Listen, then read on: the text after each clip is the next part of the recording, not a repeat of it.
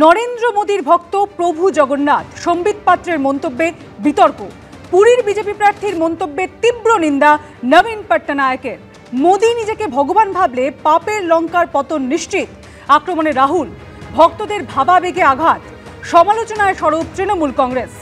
মুখ ফসকে ভুলবশত বলে ফেলেছি, বিতর্কের মুখে সাফাই পুরীর বিজেপি প্রার্থী।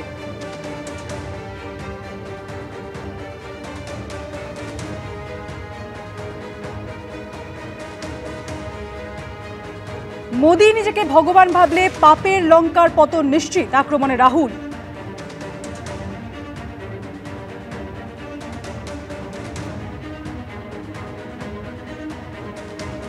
ভারত সেবাশ্রম সংঘের বেলডাঙ্গা শাখার প্রধান কার্তিক মহারাজকে ঝাঁঝালো আক্রমণ করলেন মমতা বন্দ্যোপাধ্যায়।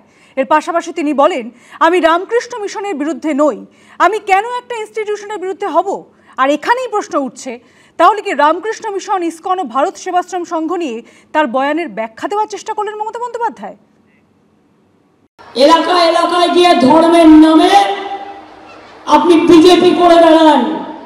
আমি বলছি আপনি করুন, কিন্তু বিজেপির চিহ্নটা বুকে লাগিয়ে রেখে করুন, লুকিয়ে লুকিয়ে কেন? আমি তাই বলেছি, আমি যেটা বলি আমি উইদাউট এভিডেন্সে বলি না। अब तो यहाँ की मुख्यमंत्री खुद हिंदू संतों को धमकी दे रही है। रामकृष्ण मिशन, इस्कॉन, भारत सेवाश्रम संघ, ये हमारे बंगाल की आध्यात्मिक पहचान है। और इस धमकी ने टीएमसी के गुंडों का हौसला भी बढ़ा दिया है। पता चला है कि जलपाईगुड़ी में रामकृष्ण मिशन के आश्रम में कल रात को तोड़फोड़ की गई है। आश्रम में काम करने वाले कर्मचारियों के साथ मारपीट की गई है, उनको धमकी दी गई है।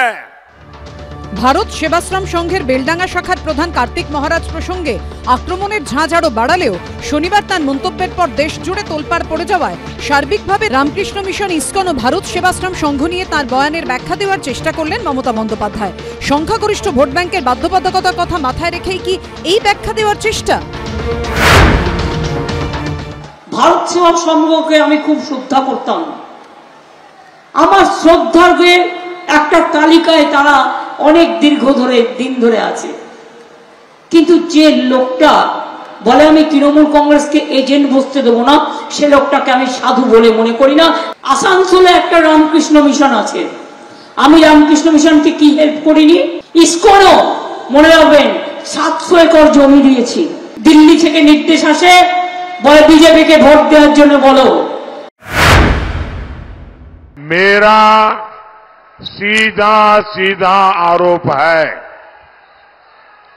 यहां की मुख्यमंत्री मुस्लिम कट्टरपंथियों के दबाव में वोट पाने के लिए हमारे संतों को, हमारे महान संगठनों को सार्वजनिक रूप से गालियां दे रही है, बदनाम कर रही है।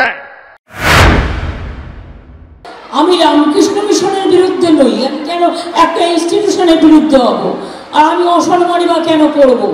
আমি তো কয়েকদিন আগেও মহারাজ অসুস্থ ছিলেন, তাকে দেখতে গিয়েছিলাম। সেটা নয়, আমি বলেছি দু একজনের কথা। আমি আজ নয়, সাগরে, গঙ্গাসাগরে ভারত সেবাশ্রম সংঘের অফিস আছে, আশ্রম আছে। ওরা এত ভালো, ওরা সত্যি আমাকে খুব ভালোবাসে এবং মানুষের কাজ করে। আমি একটি লোকের নাম করে বলেছিলাম, তার নাম কার্তিক মহারাজ। তিনি আমাদের এজেন্ট বসতে দেয়নি। তৃণমূল কংগ্রেসের ভোটের দুদিন আগে মুর্শিদাবাদে যে দাঙ্গাটা করিয়েছিলেন তার হোতা ছিলেন উনি, আমি সেই জন্য বলেছিলাম। নেপথ্যে কি কারণ? রাজনৈতিক বিশেষজ্ঞদের একাংশ বলছেন, তৃণমূল নেত্রী এখন যাই বলুন না কেন, মুখ থেকে বেরোনো কথা এবং বন্দুক থেকে বেরোনো গুলি একবার বেরিয়ে গেলে যে আর ফিরিয়ে আনা যায় না, এই প্রবাদকে মাথায় রেখেই এই ইস্যুতে রবিবারের পর সোমবারও বাংলায় ভোট প্রচারে এসে ক্ষুরধার আক্রমণ শানালেন নরেন্দ্র মোদী। रामकृष्ण मिशन को धमकियां मिलेगी, आश्रम में तोड़फोड़ होगी, क्या किसी देशवासी ने कभी सोचा था? लेकिन अपने वोट बैंक को खुश करने के लिए टीएमसी सरकार हद पार कर रही है। রামকৃষ্ণ মিশন বা ভারত সেবাশ্রম সংঘ মমতা বন্দ্যোপাধ্যায় এদের শ্রদ্ধা করেন, ফলে যারা বিকৃত করছেন প্রচারটা তারা কিন্তু খুব ইচ্ছাকৃতভাবে পরিকল্পিত একটা অপপ্রচার চালাচ্ছেন। রামকৃষ্ণ মিশন, ভারত সেবাশ্রম সংঘ কিংবা ইসকন, জনমানসে ব্যাপক প্রভাব রয়েছে এই সংগঠনগুলোর। বিভিন্ন সময় বন্যা থেকে ভূমিকম্প, ঘূর্ণিঝড় থেকে যে কোনো প্রাকৃতিক বিপর্যয়ে উল্লেখযোগ্য ভূমিকা নিয়েছে রামকৃষ্ণ মিশন ও ভারত সেবাশ্রম সংঘ। এইসব সংগঠনকে আক্রমণ করায় বাংলায় ভোট প্রচারে এসে মমতা বন্দ্যোপাধ্যায়ের বিতর্কিত বক্তব্যকে হাতিয়ার করেছেন নরেন্দ্র মোদী। পৌর্ণেন্দু সিংহ, অমিতাভ রথ ও কৃষ্ণেন্দু অধিকারী রিপোর্ট, এবিপি আনন্দ।